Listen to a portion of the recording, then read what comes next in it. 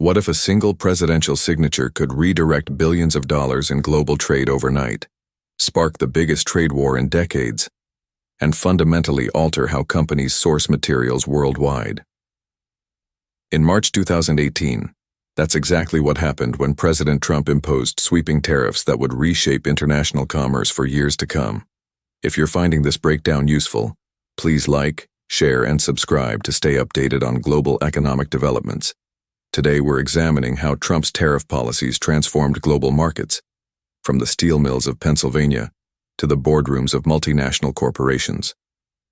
We'll explore the mechanics of these trade barriers, analyze their immediate economic impacts, trace the global responses they triggered, and assess the lasting changes they brought to international commerce. The story begins with two key legal tools that became household names during the Trump administration. Section 232 of the Trade Expansion Act of 1962 allows the president to restrict imports that threaten national security. Section 301 of the Trade Act of 1974 enables retaliation against unfair foreign trade practices. Trump would weaponize both statutes in unprecedented ways. On March 8, 2018, Trump announced his intention to impose tariffs on steel and aluminum imports, citing national security concerns under Section 232. The tariffs took effect on March 23, 2018, imposing a 25% duty on steel and 10% on aluminum from most countries. Initial exemptions for Canada, Mexico, and the European Union were later lifted. Simultaneously, Trump was building a case against China. On March 22, 2018, he signed a memorandum instructing the U.S. Trade Representative to apply tariffs worth $50 billion on Chinese goods under Section 301, citing intellectual property theft and forced technology transfers. The first wave of China tariffs launched on July 6, 2018, targeting $34 billion worth of Chinese products with 25% duties. The escalation was swift. By September 2018, the administration had imposed tariffs on an additional $200 billion of Chinese goods, initially at 10%, later raised to 25%. China retaliated at each step, creating a spiral of trade barriers that would define global commerce for the next several years. Understanding tariffs requires grasping their fundamental nature as taxes on imports. When the U.S. imposes a 25% tariff on Chinese steel, American companies importing that steel pay the tariff to U.S. customs, not Chinese exporters. This tax increases the cost of imported goods, making domestic alternatives more competitive. The ripple effects extend far beyond the targeted products. Higher input costs for steel affect automakers, construction companies, and appliance manufacturers. These businesses face a choice: absorb the higher costs, reducing profits, or pass them to consumers through higher prices. Most choose a combination of both. Tariffs also trigger trade diversion, where importers shift purchases from tariffed countries to non-tariffed suppliers. When U.S. buyers reduced Chinese steel purchases, they increased orders from South Korea, Brazil, and other producers. This reshuffling of trade flows created winners and losers across global supply chains. Currency markets responded as well. Trade tensions typically strengthen the dollar as investors seek safe havens, making U.S. exports more expensive and imports cheaper, partially offsetting tariff effects. However, the scale of Trump's tariffs overwhelmed these currency adjustments in many sectors. The immediate effects on U.S. industries varied dramatically by sector. Steel and aluminum producers initially celebrated the protection. U.S. steel production increased, and some mothballed facilities reopened. Steel prices rose approximately 30% in 2018, benefiting domestic producers but increasing costs for steel-consuming industries. However, the protection came with trade-offs. The American Chemistry Council estimated that aluminum tariffs cost the chemical industry over $1 billion annually in higher input costs.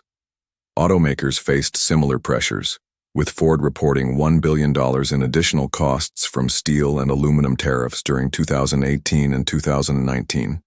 Agriculture experienced severe retaliation effects. China, previously the largest buyer of U.S. soybeans, imposed 25% retaliatory tariffs on American agricultural products. U.S. soybean exports to China plummeted from over $12 billion in 2017 to just $3.1 billion in 2018. Corn, wheat, and pork exports faced similar disruptions. The technology sector confronted unique challenges as China tariffs escalated. Consumer electronics, computer components, and telecommunications equipment faced duties ranging from 7.5 to 25%. Apple warned that tariffs on iPhones could increase consumer prices, while smaller tech companies struggled with supply chain disruptions and higher component costs. Employment effects proved complex and varied. While steel and aluminum employment increased modestly, job losses in downstream industries often exceeded gains in protected sectors. Economic research suggests that each steel job saved cost approximately 6 jobs in steel-consuming industries. Don't forget to like, share, and subscribe for more analysis of how global economic policies affect markets and everyday consumers. Global reactions to U.S. tariffs were swift and coordinated. The European Union imposed retaliatory tariffs on $3.2 billion of U.S. exports, targeting products from politically sensitive states. Harley-Davidson motorcycles, Kentucky bourbon, and Wisconsin cheese faced 25% duties in European markets. Canada retaliated against U.S. steel and aluminum tariffs with its own duties on American products worth $16.6 billion. Mexico followed suit with tariffs on U.S. agricultural products, steel, and consumer goods. These measures specifically targeted Republican-leaning states and districts, maximizing political pressure on the Trump administration. China's response was the most comprehensive. Beyond agricultural retaliation, China imposed tariffs on U.S. manufactured goods, energy products, and services. Chinese tariffs eventually covered over $180 billion of U.S. exports, representing approximately 75% of goods trade between the countries. Supply chains began adapting rapidly to the new trade landscape. Companies initiated tariff engineering, modifying products to change their classification and avoid duties. Others relocated production to third countries, a process called trade deflection. Vietnam, Thailand, and Mexico became major beneficiaries as companies sought tariff-free alternatives to Chinese production. Financial markets reflected the uncertainty. Trade-sensitive sectors like agriculture, manufacturing, and transportation faced increased volatility. The VIX volatility index spiked during major trade escalations, while safe haven assets like gold and U.S. Treasuries attracted increased investment during trade war peaks. Commodity markets experienced significant disruptions. Soybean prices declined sharply as Chinese demand disappeared. Steel prices rose initially but became increasingly volatile as supply chains adjusted. Energy markets faced uncertainty as China reduced purchases of U.S. crude oil and liquefied natural gas. The macroeconomic and geopolitical consequences extended far beyond bilateral trade relationships. Traditional allies found themselves caught between economic interests and security partnerships.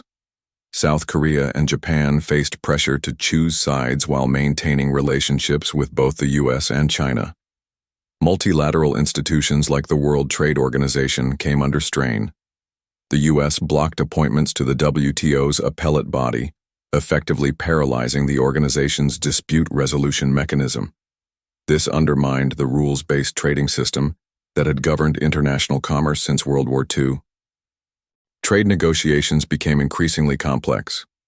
The U.S.-Mexico-Canada Agreement, which replaced NAFTA, included provisions designed to discourage trade with China. The Phase 1 trade deal with China, signed in January 2020, committed China to purchasing additional U.S. goods while maintaining most tariffs in place. Regional trade agreements gained momentum as countries sought alternatives to U.S. markets. The comprehensive and progressive Trans-Pacific Partnership, originally championed by the Obama administration before Trump withdrew U.S. participation, provided members with reduced tariff access to large Asian markets. Analyzing the winners and losers from Trump's tariff policies reveals a complex picture. Domestic steel and aluminum producers clearly benefited, at least initially. These industries saw increased production, higher prices, and modest employment gains. Some coal mining regions also benefited as steel production increased domestic demand for metallurgical coal. Importers and retailers emerged as significant losers. Companies dependent on Chinese suppliers faced margin compression and supply chain disruptions. Small and medium-sized businesses, lacking the resources for extensive supply chain restructuring, were particularly vulnerable to tariff impacts. U.S. consumers ultimately bore much of the tariff burden through higher prices.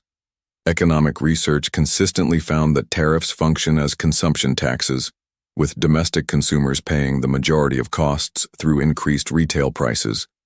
Low-income households, who spend larger shares of income on manufactured goods, were disproportionately affected. Some unexpected winners emerged from trade diversion effects. Vietnamese manufacturers gained market share in textiles and electronics as buyers sought Chinese alternatives.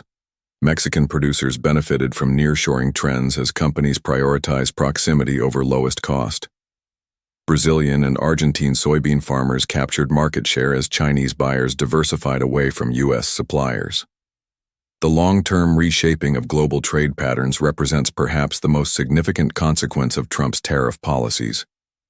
Companies accelerated diversification strategies that had been developing gradually for years. The concept of China Plus One, where businesses maintained Chinese production while developing alternative suppliers, became standard corporate strategy. Nearshoring gained momentum as companies prioritized supply chain resilience over cost minimization. Mexican manufacturing expanded significantly as U.S. companies sought production locations close to home markets. This trend accelerated during the COVID-19 pandemic as supply chain vulnerabilities became apparent.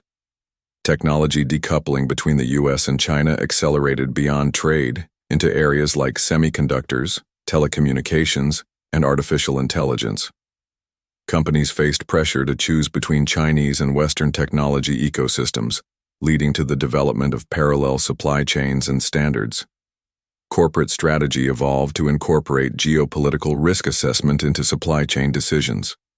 Chief supply chain officers gained prominence in corporate hierarchies as companies realized that lowest cost sourcing could become highest risk strategy when trade relationships deteriorated.